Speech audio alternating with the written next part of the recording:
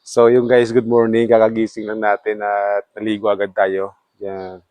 Gusto ko lang i-share sa inyo guys yung kwento natin dito guys sa isla ng Boracay. So ayan, subaybayan nyo sana tayo guys kung ano ba yung mga ginagawa natin dito sa isla ng Boracay bilang isang workers. So ayan, let's go. So dito tayo guys sa Boracay Travelodge ng stay. Ah, ano tayo? Stay in sa La Carmela de Boracay. Dito yung guys, Boracay Travelodge. Sister company po ito ng La Carmela. Pwede po kayo mag-book dito or mag-stay. Kung gusto nyo guys, ano siya yung rate? 1,740. Good for two person with set breakfast. Time check, 6:40 in the morning.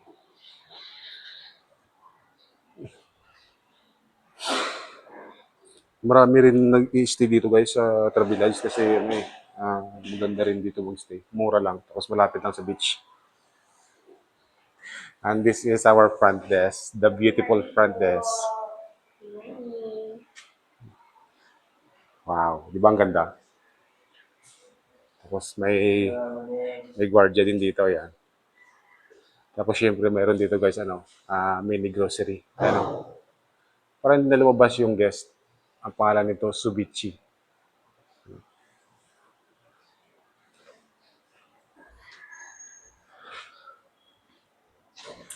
Yung way na yan guys, papuntang bagong New Ditali Papa. Diyan sa papasok yun sa loob, meron yung tindahan. So dito tayo. Meron din dito guys, sa Piso Wi-Fi, ayan. Ito yung pangalan ng resort, Boracay Travelodge. Yan. Ito guys, papuntang beachfront.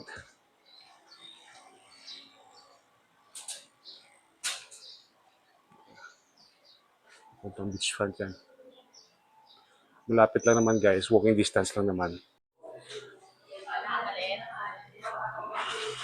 Kapag kasi guys, kapag mga habagat season, no? Tapos medyo maulan dito. May hangin, maulan. Idol! Idol. Wala. Hi guys. Good morning. Shout out sa ating idol. So kapag mga habagat season dito guys, tapos maulan, yung way na to napapasok. Sobrang hirap yan guys kasi sobrang lakas ng hangin yan dito. Right.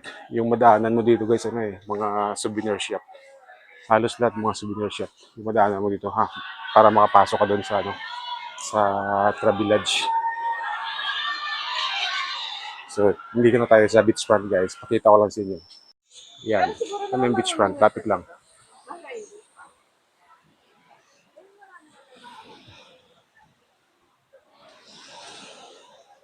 Diba? Malapit lang yung beachfront.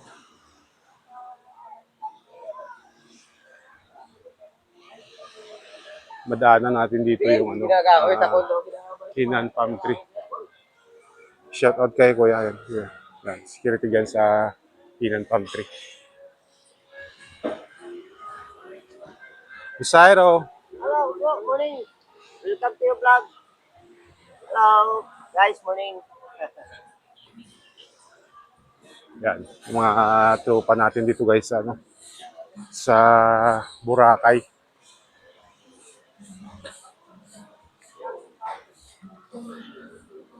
Pag mga ganitong habagat season guys, merong mga ganitong mga windbreaker. Kasi yung windbreaker, isa yan sa napaka-importanting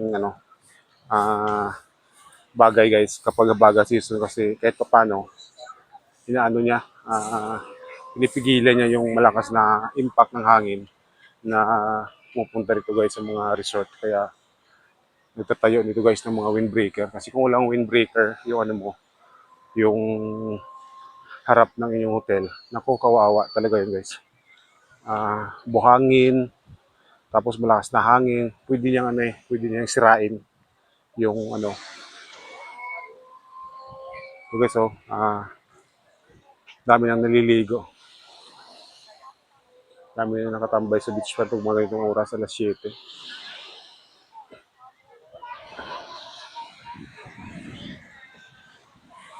Kaya kung dito kayo sa Boracay guys, i-enjoy nyo talaga yung ano nyo, yung vacation, like gawin nyo kung ano yung gusto nyo hanggat kaya ng budget gawin nyo.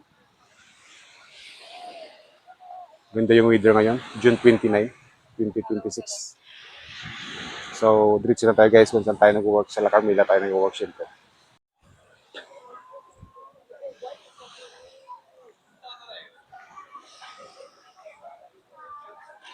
Ay, cute na mga aso guys. Oh. Yan. Ito yung La Carmila. Ito yung windbreaker ng La Carmila. Yan. Parang ano eh, parang may renovation. Kuya, kawain mo dyan oh. Good morning. Yan, good morning. Idol. Morning, Idol. Yan. Shout out dyan sa followers ni Big Cute. Alright.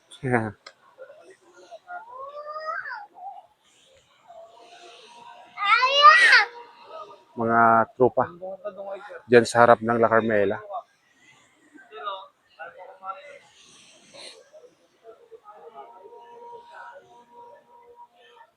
Police station dito guys. Mga car ng police station. Shout out sa ating mga tropa dito guys sa beachfront yan. Ito si Kuya Jerry. Ano.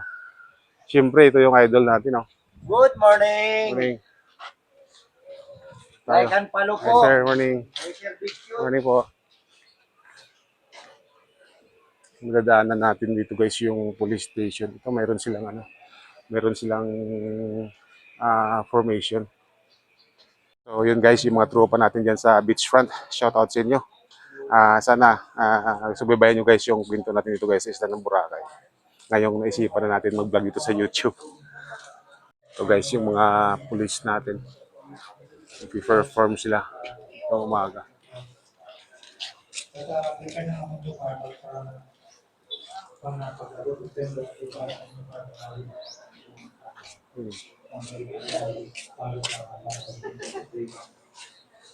Si idol natin ka GM.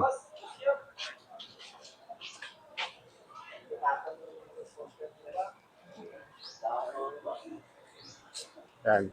Mga tropa natin guys ng mga pulis. Nagpa-flag ceremony.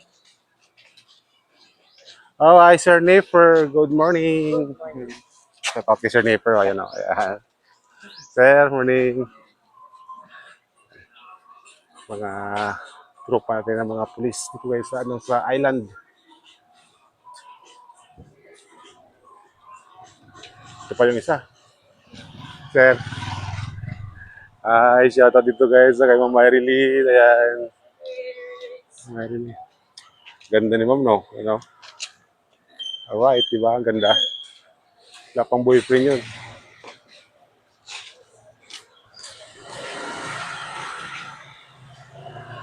So, dito na tayo guys sa gilid ng Carmela. Yung ano to guys, yung La Carmela, mayroon dito sa likod, mayroon din dito sa harap. So ito guys, shout out natin dito yung isang napakapugi oh. Idol. Aray mo. Aray mo. So, ito guys yung La Carmela, yun oh. Yan. Ito hindi na siya magiging part ng La Carmela kasi ano dito siya. Binalik na siya sa may-ari yung lupa kaya binawi na ito ang building at saka yung lupa binawi na. So pasok tayo guys, mag-login muna tayo.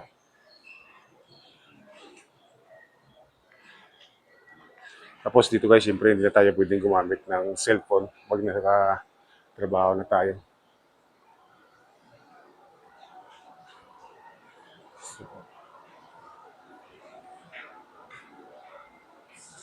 So guys, login muna tayo rito.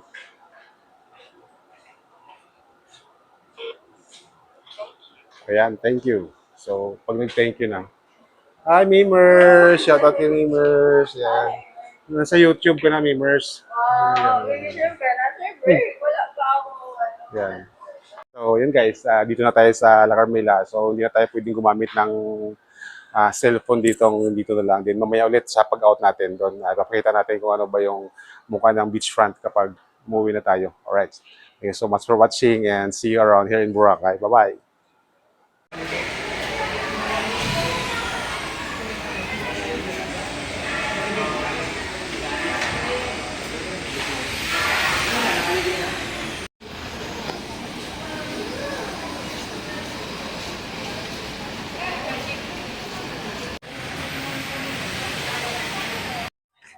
So, right guys, out lang natin. Time check is 5 in the afternoon. Ay, sir.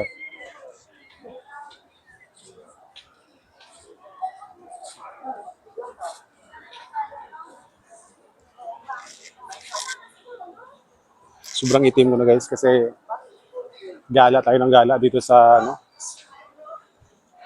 Shoutout bro. Shoutout nga pala kay bro. And then sa kanyang mga kasama. So yun guys, mga tropa natin yan dyan sa gilid ng mga nag-hair braid yung sa buhok. Sa buhok ng hair braid guys. Dito sa harap ng sa harap ng police station. Sobrang init. Kahit 5 PM na guys, sobrang init pa rin. Kita ko lang sa inyo. Dito na ako sa may beachfront banda.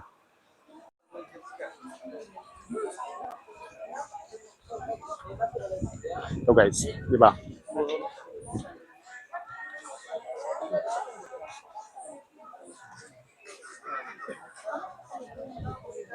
Ito yung beachfront. Ayan yung araw. Sobrang init. Kahit 5 PM na. Sir JP, shout out kay sir. Hi, hello kay sir. Hi. Sir JP. Tourist information. Lawak ng low tide na.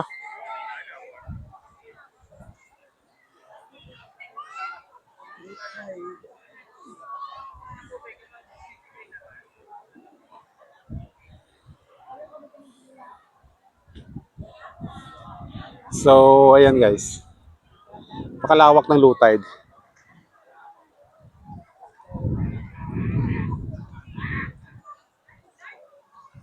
Hanggang dun sa dulo.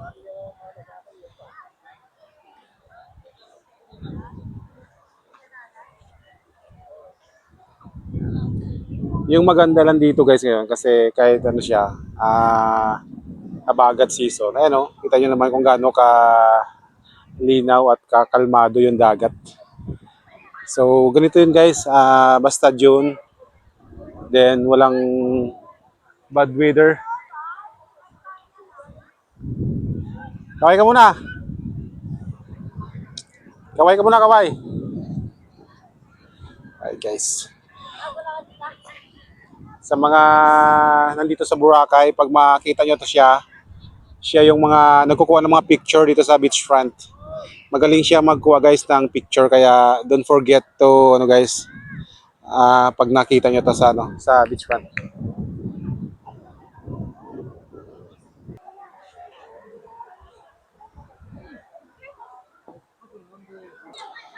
Mahirap maghanap buhay.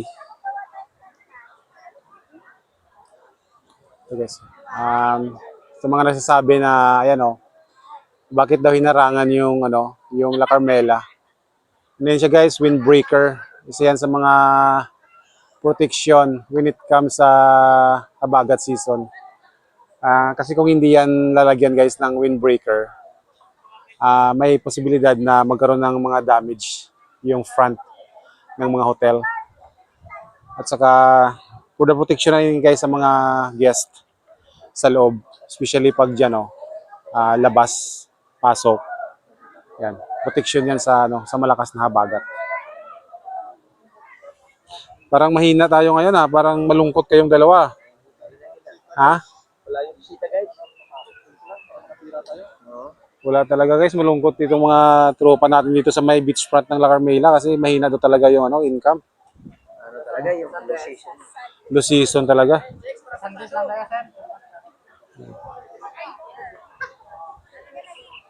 Okay, na ako sa inyo. Right.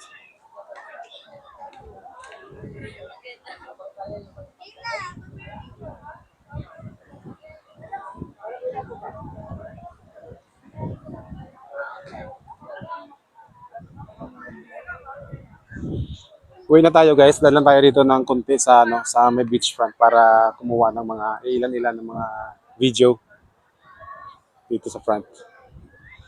Okay. Grabe. Init. Kahit 5 PM na guys, sobrang init pa rin, sakit. Init.